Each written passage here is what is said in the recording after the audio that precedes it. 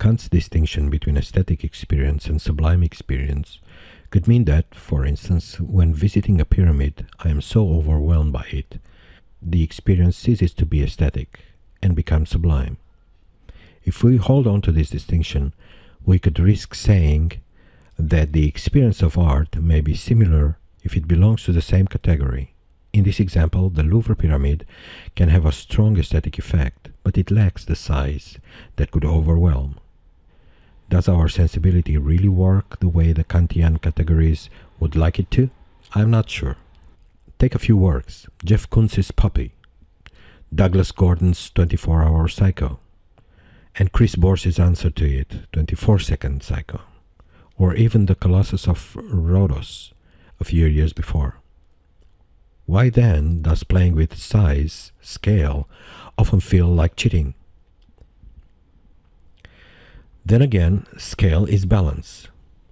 Looking for balance is also looking for the right size, the right ontology, the right way of being, as if we were looking for some sort of homeostasis, a balance or harmony, a balance which has as much to do with the object itself as with the context.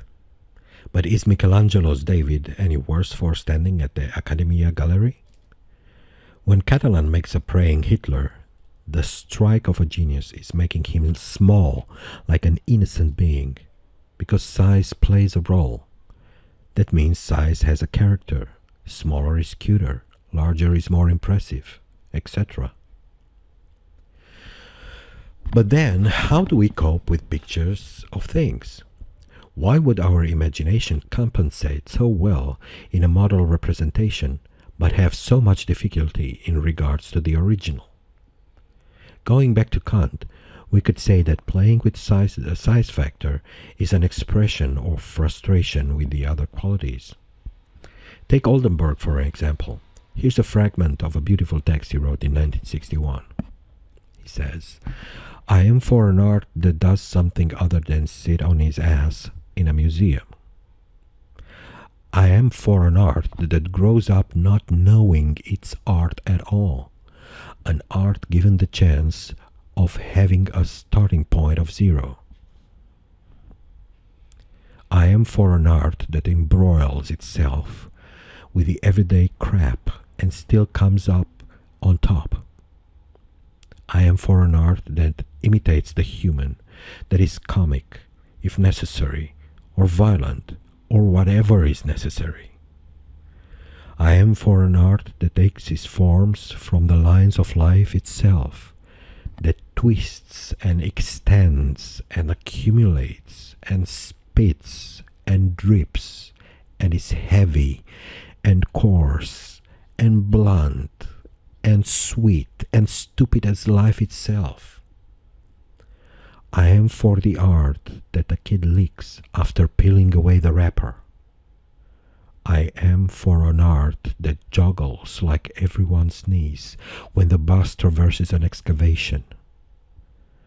I am for art that is smoked like a cigarette, smells like a pair of shoes. I am for art that flaps like a flag or helps blow the nose like a handkerchief.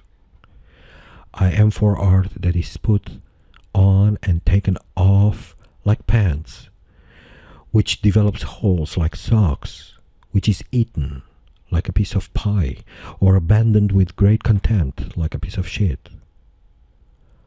I am for art covered with bandages. I am for art that limps and rolls and runs and jumps. I am for the art of underwear and the art of taxicabs. I am for the art of ice cream cones dropped on concrete. I am for the majestic art of dog turds rising like cathedrals." So, in the case of Oldenburg, where is all this art gone? What is it that makes one move from the majestic art of dog turds to huge post-ready-mades? Could sizeism be a form of escapism?